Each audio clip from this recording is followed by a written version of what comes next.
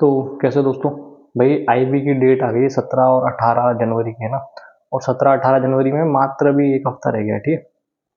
तो भाई घबराते हैं अपन कि क्या पढ़े क्या नहीं पढ़े, है ना, इतनी देर में होगा कि नहीं होगा क्लियर। तो मैं बता दूं कि पिछली बार भी इसकी डेट ऐसी आई थी, और इसकी डेट लगभग ऐसी आती है हर बार, है ना। अचानक से डेट आती है और इसका एग्जाम हो जाता है ना। तो वैसे कोई डरने वाली बात नहीं है। और मैं बताता हूँ कि भाई कैसे अभी 6-7 दिन क्या करना है इससे कि अपना कम से कम प्री क्लियर हो, जिसके बाद अपन मेंस और इंटरव्यू में अच्छे नंबर ला सकें, और इसकी तैयारी है उसके प्री में ज़्यादा नंबर आ जाए, इससे बाकी उससे लीड मिल जाए, ठीक है। अपना भी प्री और मेंस क्लियर था, इंटरव्यू तो गए थे अपन इसमें, ठीक है। तो इंटरव्यू के लिए अपन कुछ नहीं बताएंगे, प्री मेंस का सुन लो, ठीक है। इसमें 4-5 सेक्शन है। उसमें जो मेन जो सेक्शन है ना, ऐसा था नहीं कि आप मैथ्स में कुछ बहुत अलग कर दोगे अभी 7 दिनों में। मेन जो आपको फोकस रखना है वो रखना है जीके पे, है ना, करंट अफेयर पे और इंग्लिश पे, ठीक है। सबसे पहले बात करते हैं जीके की। तो जीके में ऐसा तो है नहीं कि सब पूरा पढ़ लोगे, क्या पढ़ लो, हिस्ट्री हिस्ट्री में पढ़ लो, मिडाइवल के जो अकबर वाला पार्ट है वो, है ना, मुगल वाला पार्ट है वो, मॉडर्न हिस्ट्री ज़्यादा पढ़ लो अच्छे से ढंग से, और एक साउथ वाली हिस्ट्री पढ़ लो, ठीक है। ये मेजर पोर्शन है। जो पॉलिटी है उसमें से आर्टिकल्स, है ना, स्पेशली फंडामेंटल राइट, ये ढंग से पढ़ लेना।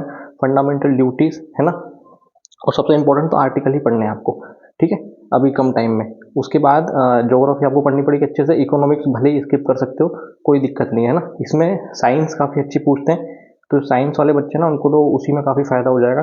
तो फिजिक्स केमिस्ट्री के जो एप्लीकेशन बेस्ड क्वेश्चन है ना, वो पढ़ लो।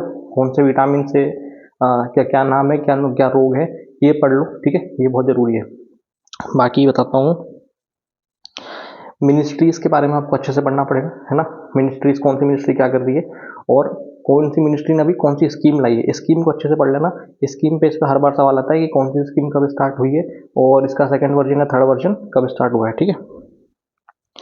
आरबीआई की पॉलिसी, आरबीआई की पॉलिसी से यहाँ पे पूछा जाता है, ठीक है। पिछले साल का बजट, बजट का जो डेटा है वो इसमें पूछते हैं। डांस फेस्टिवल, ये पूछा जाता है, ठीक है।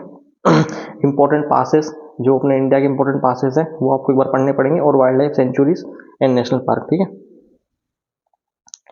और जो अपना जो कांग्रेस के इंपॉर्टेंट सेशंस हैं वो, और कौन से वाइसराय ने क्या करा है, ये सबसे ज़्यादा इंपॉर्टेंट होता है जीएस में, है ना। इतना कर लोगे अपना काम लगभग जीएस के लिए हो जाएगा। फिर है करंट अफेयर, ठीक है।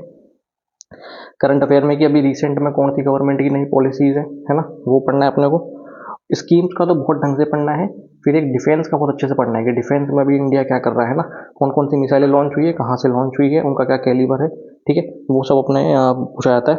मिलिट्री एक्सरसाइजेस सबसे इंपॉर्टेंट है, मिलिट्री एक्सरसाइजेस में पूछते हैं, ठीक है।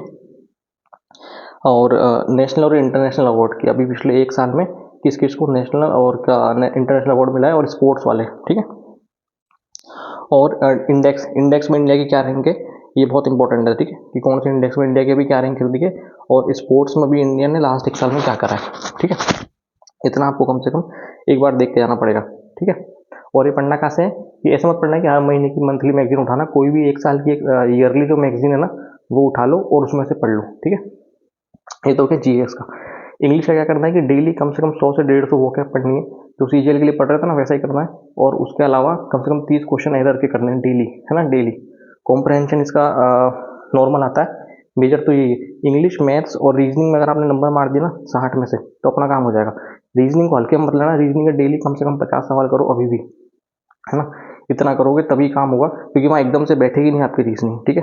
मैथ्स में जैसा करते आ रहे हो वैसा ही करो, कुछ नया कर नहीं पाओगे, कोई नई किताब मत उठाना, यूट्यूब से मत पढ़ना, ठीक है। और करना क्या है कि जो डेली के अपन 100 सवाल कर रहे थे ना रीजनिंग मैथ्स में, वो के वही करने दो, ठीक है।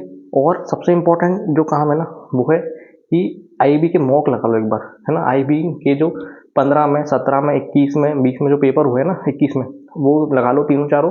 उससे आपको एक बेसिक आइडिया मिल जाएगा कि अपने को क्या करना है क्या नहीं करना, ठीक है।